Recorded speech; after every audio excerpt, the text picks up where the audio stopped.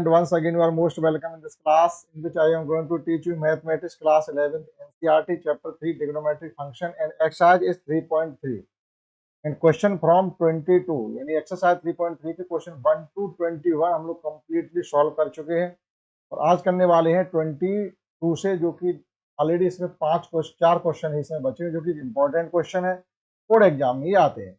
देखिएगा क्वेश्चन 22 में हमको गिवन है cot x cot 2x minus cot 2x cot 3x minus cot 3x cot x। तो इसको सॉल्व करके हमें क्या फाइंड करना, 1 के इक्वल फाइंड करना। देखो कितना लंबा सा क्वेश्चन आपको गिवन है और सॉल्यूशन के तौर पर केवल आपसे 1 फाइंड करने के लिए कहा गया है कि आप प्रूफ करके बताइएगा कि ये देखिए ये क्वेश्चन है आपका कि cot x cot 2x minus cot 2x cot 3x minus cot 3x cot x equal to हमको 1 प्रूफ करना है। तो आइए समझते हैं, बहुत ही इजी मेथड से आप इसको समझ सकते हैं, कुछ भी खास इसमें नहीं है।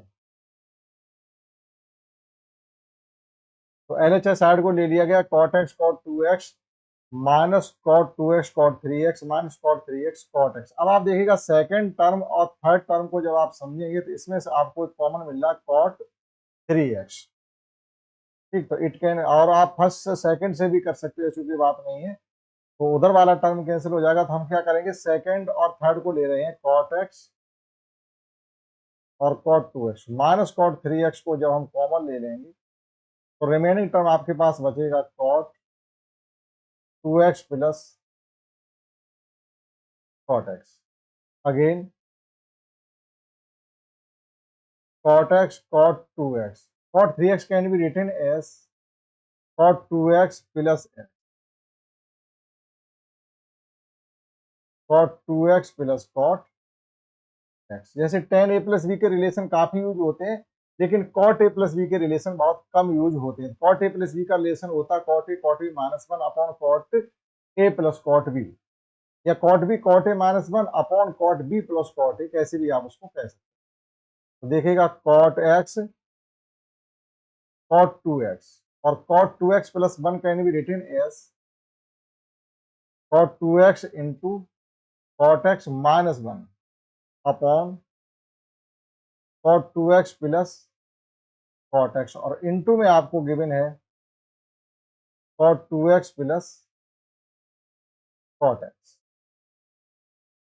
ठीक, ये इनटू में है तो इसका न्यूमरेटर, इसके डिनोमिनेटर से इस टर्म को हम कैंसिल आउट कर सकते हैं ना। और यहाँ पर आपका माइनस ये चल ही रहा है cot x cot 2x minus cot 2x into cot x, और ये माइनस माइनस प्लस 1 हो जाएगा, ये टर्म भी आपस में कैंसिल आउट हो जाता है। फाइनली आपका बच गया 1, जो कि हमें RHS फाइंड करना है। ठीक, नोट कर सकते हैं। समझते हैं इसका next question 23। Question 23, we have given that tan 4x equal to 4 tan x minus 1 minus into 1 minus tan square x upon 1 minus tan 6 tan square x plus 10 to the power 4x है। ये question भी काफी अच्छा है, board exam में आता है। देखिएगा इसको कैसे करना है। LHS साइड लेकर के चलेंगे और हम tan 4x को tan 2x into 2x लिख सकते हैं। यानी आपने पढ़ा होगा कि tan 2x को क्या लिखा जा सकता है। तो LHS साइड को हम ले रहे हैं। LHS इक्वल टू आपका आ गया है tan 4x। tan 4x can be written as tan 2 into 2x। tan 2a equal to होता है 2 tan a upon 1 minus tan square a। tan 2a का रिलेशन होता है, अगर आपने ट्रिग्नोमेट्री सही से पढ़ रखी है तो tan 2a इक्वल टू होता है tan 2a 1 minus 2 tan a upon 1 minus tan square a। ये tan 2a का रिलेशन है। तो हम इसी का इसमें यूज करके, हो सकता है एक से ज्यादा बार आपको ये यूज करना पड़े, इसी का यूज करके हम फाइंड करेंगे। तो tan 2 इंटू 2x हो गया, तो ये हो गया 2 tan a से मतलब है tan 2x upon 1 minus tan square a से मतलब हो जाएगा tan 2x tan square 2x। ये तो हो जाएगा 10, राइट। ये देखिएगा यहाँ पर क्या था आपका 1 minus tan square x, x की जगह तो 2x है, तो हम क्या करेंगे एक बार फिर ये रिलेशन लग जाएगा। यहाँ पर आपका tan 2x वहां पर भी आ रहा है, तो जहां tan 2x एक बार फिर इसी रिलेशन को ओपन कर देंगे। तो 2 इंटू ये हो जाएगा आपका two tan x upon 1 minus tan square x upon 1 minus, यहाँ भी आप लिखेंगे two tan x upon 1 minus tan square x का होल स्क्वायर। ठीक है, तो जब होल स्क्वायर हम इसका कर देंगे तो देखिएगा एलसीएम लेके सॉल्व करेंगे तो ऊपर तो हो जाएगा आपका 410, ठीक, 410x upon 1 minus tan square, 1 minus tan square x upon, यहाँ पर भी एलसीएम लेंगे तो ये हो जाएगा आपका 1 माइनस टेन एक्स का whole square, tan square x का होल स्क्वायर, और माइनस का हो जाएगा 410 स्क्वायर एक्स, और अपॉन में हो जाएगा आपका 1 माइनस टेन स्क्वायर एक्स का होल स्क्वायर। ठीक, तो अब देखिएगा 4 पार्ट हो गए फ्रैक्शन में, तो फर्स्ट फ्रैक्शन सेम रहेगी, सेकंड फ्रैक्शन का हम रेसिप्रोकल कर देंगे। तो जब रेसिप्रोकल करेंगे तो ये आपका एक टर्म कैंसिल हो जाएगा।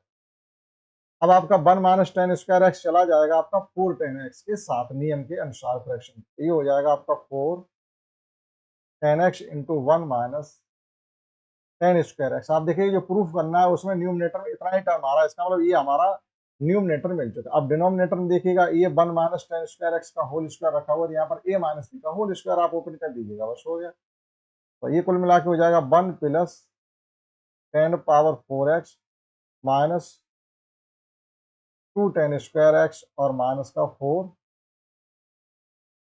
Ten square x.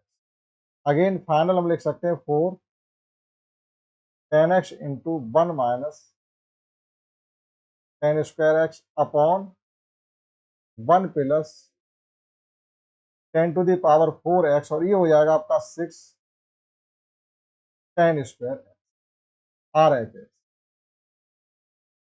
नोट कर सकते हैं, समझते हैं। Next question 24, understand next question 24 in which we have given that 1 minus 8 sin square x into cos square x proof, मतलब cos 4x इक्वल टू 1 माइनस 8 sin square x into cos square x, ये हमको proof करना था। हमने यहाँ पर LHS side ले ली है cos 2x, और cos 2x के बहुत से रिलेशन होते हैं, cos square x minus sin square x, 2 cos square x minus 1 minus 2 sin square x, 1 minus tan square x upon 1 plus tan square x। जिस relation की जहाँ पर हमको नीड होती है वहाँ उसका यूज कर लेते हैं। तो cos 4x can be written as cos 2 into 2x, it can be written as 1 minus 2 sin square 2x। अब sin 2x का रिलेशन होता है 2 sin cos a, तो केवल बस को हमको यहाँ पर यूज करना है और कुछ भी नहीं करना है। It can be written as sin 2x का whole square, that is 1 minus 2 sin x into cos x का होल स्क्वायर। तो ये हो जाएगा आपका 1 माइनस, ये हो जाएगा आपका 4 या 8 sin square x into cos square x are H S. तो बहुत ही इजी तरीके से 24 क्वेश्चन किया जा सकता है। आइए समझते हैं इस एक्सरसाइज का क्वेश्चन 25, और परहैप्स वो क्वेश्चन आपका लास्ट क्वेश्चन होगा। And let's understand next question 25 in which we have given that cos 6x equal to proof करना है हमको, cos 6x equal to proof करना है 32 cos 6x मतलब पावर 6x है माइनस 48 पावर 4x है और plus 18 cos square x minus 1। तो हम यहाँ पर क्या करेंगे, इसकी एलएचएस साइड लेकर के चलेंगे। तो cos 6x can be written as cos 3 into 2x। अब देखिएगा cos 3x का एक रिलेशन होता है, जैसे cos 3a हो तो it can be written as 4 cos cube a minus 3 cos a। इस रिलेशन का यूज करके आप इसको करिएगा। तो cos 6x can be written as, ये हो जाएगा आपका 4 cos क्यूब x, ये लिखेंगे हम 2x माइनस 3 cos 2x। अब यहाँ पर cos 2x का रिलेशन आप जब लगाएंगे तो ये cos 2x हो जाएगा 2 cos स्क्वायर x माइनस 1 का whole cube minus 3 cos 2x। अब देखिएगा यहाँ पर आपको a माइनस बी का होल क्यूब का यूज करना पड़ेगा। तो a cube minus b cube minus 3 a square b plus 3 a b square a minus b का होल क्यूब होता है, जो कि हम यहाँ पर यूज करेंगे। ये हो जाएगा 4 इंटू ये हो जाएगा आपका 8 cos to the power 6x minus 1 minus 3 a b 3a square भी, तो a स्क्वायर हो रहा है 4 cos पावर 4x और 3 आ रहा तो ये हो जाएगा 12 cos पावर 4x और प्लस 3ab स्क्वायर, तो ये हो जाएगा आपका केवल 6 cos स्क्वायर x।